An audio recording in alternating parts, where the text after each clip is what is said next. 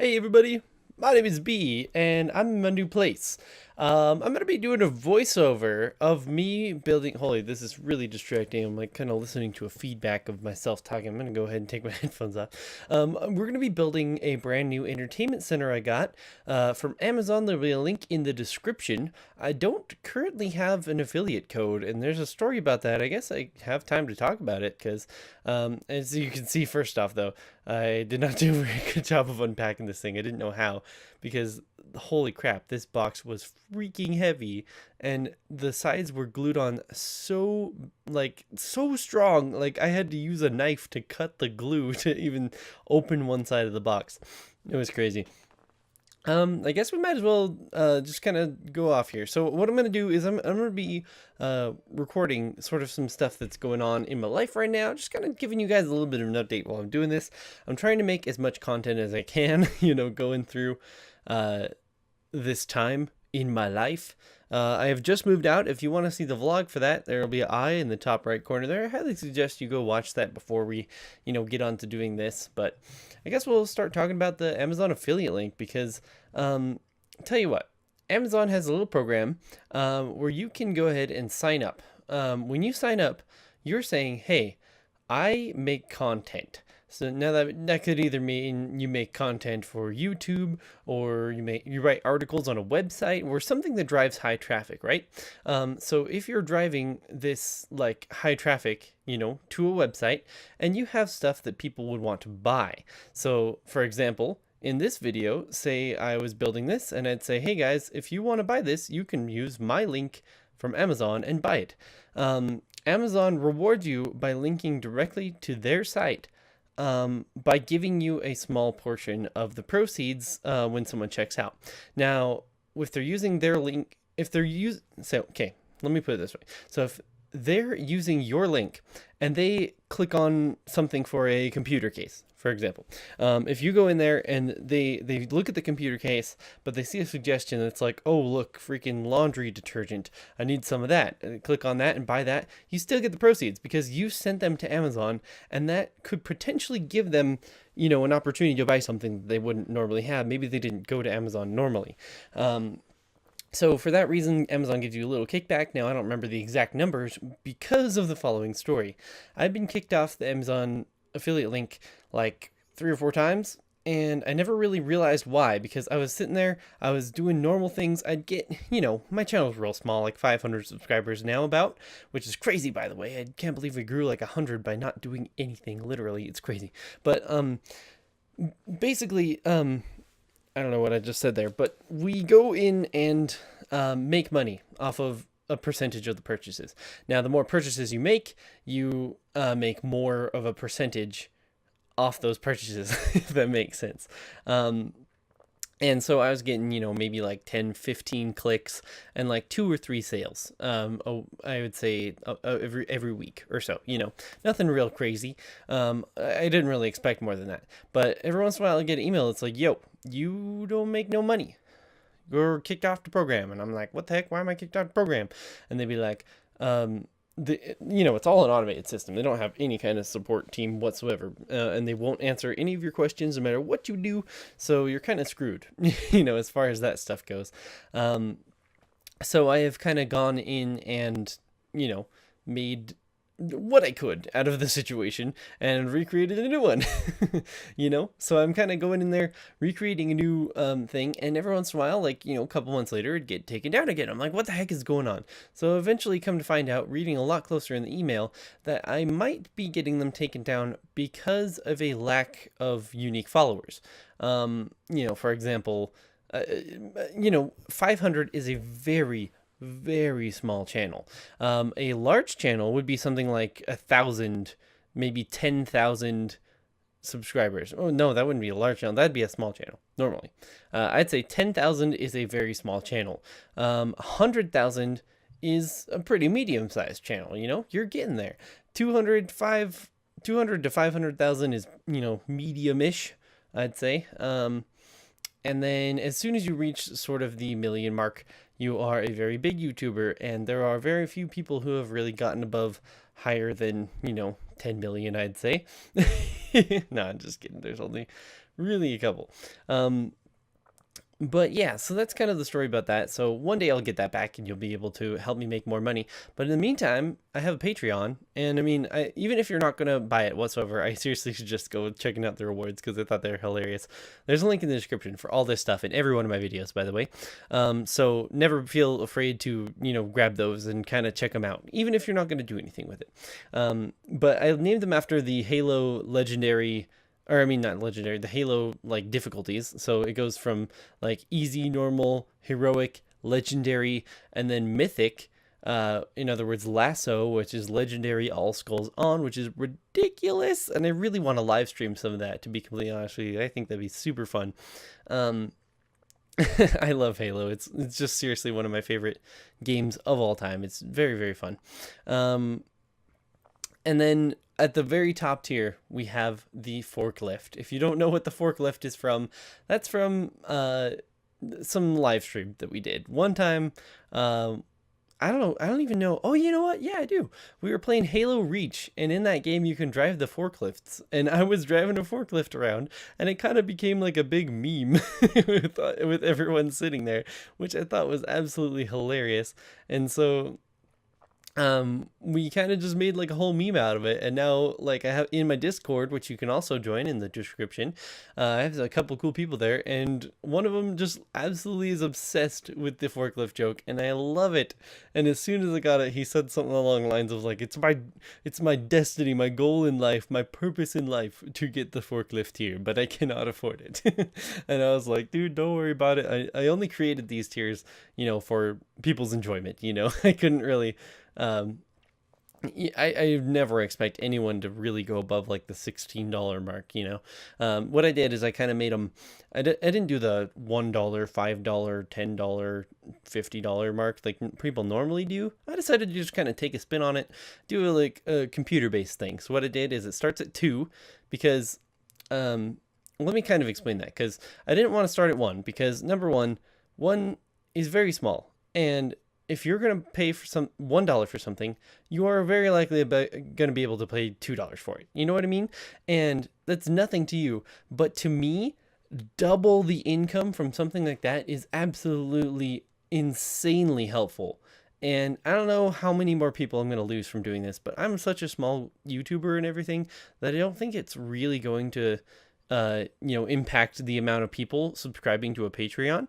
But $2 significantly impacts my income, as opposed to $1, which, I mean, take that to each his own, I guess. But yeah. And then also we have that. So we have 2, we have 4, 8, 16, 32, 64, and 128, I think is what it is.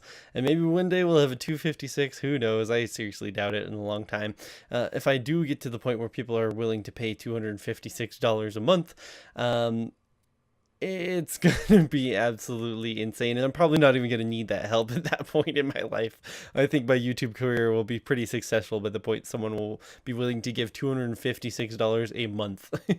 And that is not only to this tech channel. I mean, I guess technically it's to my gaming channel, but mostly it's all going towards the tech channel, because the gaming channel, I mean, I'm really hoping that eventually I can make enough money off donations from live streams to buy the games that I want to play there, because that's really my only cost. And the tech channel is going to be building all my computers, and I pretty much have to buy a new thing for every single video, and that kind of sucks. As with a game, freaking you could spend $20 on a Minecraft license and make a career off of it. You know what I mean? And of course you have to have the computer and the microphone and stuff like that. But I feel like that's a little bit more akin to the tech side of things, and I can make videos on the tech channel about that stuff. So I think that's kind of cool. But things kind of go on, and I tell you what, talking like this really gets your throat dry. So I'm gonna take a drink real quick. Oh man, I'll tell you what. In my old house, I had what I had is, oh shoot, I just hit the mic, I'm sorry. In my old house, I had a little, what you call it, like a, filtered water, thing next to the sink, and it would take the normal tap water and filter out all the chlorine and crap inside the water and just put out pretty much pure water. You know, it's not completely pure or distilled or anything like that, but it's a lot cleaner and it tastes a lot better, I'll tell you that. So I always filled up my water bottle with that. It was great. And then I moved to my new apartment place here, and obviously we don't have that. And I don't want to pay for one of those like Culligan water bottle things you have to fill up like all the time, because I drink a butt ton of water. But this water's gross. So I'm thinking what I'm gonna do is buy one of those like Brita filters, either one that you can like snap onto the actual faucet itself, but probably more likely one of those like pitcher ones. So you pour out water into this pitcher thing, and just all by itself, it just kind of filters out all the contaminants and grossness. And I think you have to wash those out, like the filter things, every once in a while, or maybe replace them. I'm not entirely sure. My goal though, like I could buy a case of water, but I don't want to cause contaminants, if you know what I mean. I don't like adding more garbage to the world that doesn't need to be added. And that's why when I'm unboxing products and stuff, I'm like, okay, this is kind of ridiculous, like the amount of packaging they're going through here. And I mean, I get like presentation is a big thing, but you can make presentation a really good thing without, you know, putting 10 tons of plastic on the thing, you know what I mean? And I mean, there's a point for protection and there's a point where you're just going overboard. Like, for example, my computer case over here, which I just had to transport my entire computer in, was enough packaging to you know, withstand the entire weight of my entire computer, not just the case itself, when I transported it. Granted, it was over a short distance and just a car ride away without, you know, those crazy people trucking boxes in the back of trucks and stuff. But all it was is like these big styrofoam like things that went on the end, and a plastic sheet that went over it before then, so that there wasn't any scratches or anything like that. And then just a cardboard box. And that was all you need to package something that is this beautiful. And as soon as you get rid of the packaging, it's gonna go away. You know what I mean? And man, I have traveled a long distance in talking topics here. I was talking about Amazon affiliate links, now I'm talking about packaging. What the heck is happening? It's weird how conversations can just kind of drift around like that. It's pretty hilarious. But I'll tell you what, there's a lot of opinions I have, and I'd love to make more of these talky videos. So guys, just kind of let me know if you enjoy them whatsoever. I know I'm not like the best talker in the world and all that kind of stuff, but you know, it's there, it works. But this little entertainment center here is pretty cool. Like, you know, all furniture these days is made from basically particle board, where they just mash up a bunch of wood and kind of compress it together. So, you know, as soon as this wears out, it's just gone. You can't do anything with it. But like, I have these old dressers and nightstands and stuff, which, I mean, you know, they have an older style to them, but they're made of like pure wood, and you could totally just sand it down and restain it to whatever you want in like 10 years, and it'll be totally fine, because that's just how things were built back in the day. This one's not as cool, but it, in my opinion, looks a lot better. So that's kind of good. But we also have like my old entertainment center. Well, I guess you could call it. Well, no. Okay. Let me back up. So my old house, I don't know if you've seen like my tour video here, but I have my desk, which is from IKEA, which is, I mean, it looks nice, but it's made from that particle board as well. You go over to my entertainment center, which was like a big tall thing with a bunch of shelves in it that's just big enough to fit, you know, an Xbox sitting sideways with some space in between, maybe a space for a controller charger. You know what I mean? On each shelf. And that's where I kind of kept everything. And then next to that, I had my TV standing on it's supposed to be sort of like a table that goes behind a couch. It has like an upper tabletop, I guess, and then a lower shelf at the very bottom, so you could put like plants or lamps and stuff like that on it. It's not really meant for storage. There's no drawers or extra shelves or anything like that on it. That's kind of what my TV was standing on, and that's what it's standing on right now, actually. And so I decided to replace it with this. Looking online, this is probably the best looking thing that wasn't unreasonable. I think it was just $100, which is not bad. This is the coffee color, by the way, so it's not really it's not pure black. It's sort of a gray, like it's black with texture, with a very, very subtle gray, and probably an even more subtle, like almost burgundy red, deep red inside there. Like you can't really tell, but when you get up close to it, you can kind of see sort of red undertones into making the black. You know what I mean? But the only problems I've really found with it, or these shelves I'm putting on right now, or like, what are they called? Drawers? Like the cupboards, I guess. Those things don't have any protection against hitting the other side of the wood, so they kind of just smack on there. So I want to get like little rubber mounty thingies that kind of help it not get in, just smack against the wood. So what I'm planning on doing here is in that top shelf area. What the heck? How did my camera just go up more? That was crazy. So very, very top shelf, very top, like the shiny tabletop part, my TV is actually going to be mounted on the wall. And on that part is going to be, I'm looking for a screw here. I remember this, trying to find that. I was scared. On that is going to be my hedgehog. She's going to sit on a little cage up there. TV's going to be hanging on the wall up above her with some speakers attached to it, which I'm still trying to find some good speakers that are going to be small enough.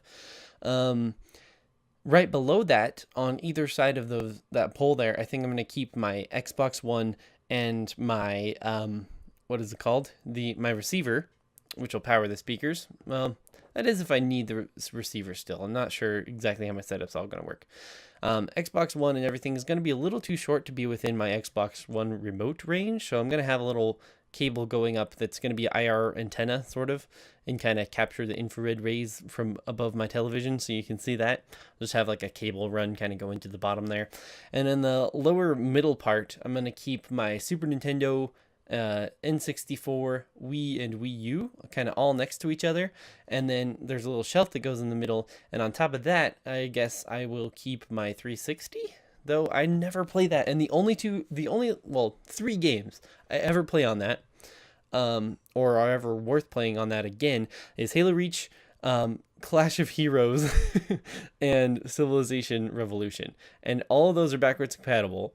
But Halo Reach port kind of sucks, but I don't know. Maybe I won't set that up. My Switch is in a different room, but that's pretty much it. If you guys enjoyed this, I'm going to leave you with this super epic song from, what is it called? Yoshi's Island, my favorite video game of all time, by the way. It's freaking awesome. It's a little remix of it I found on YouTube, but thanks guys so much for watching. Tell me if you want more of these, and I'll catch you later.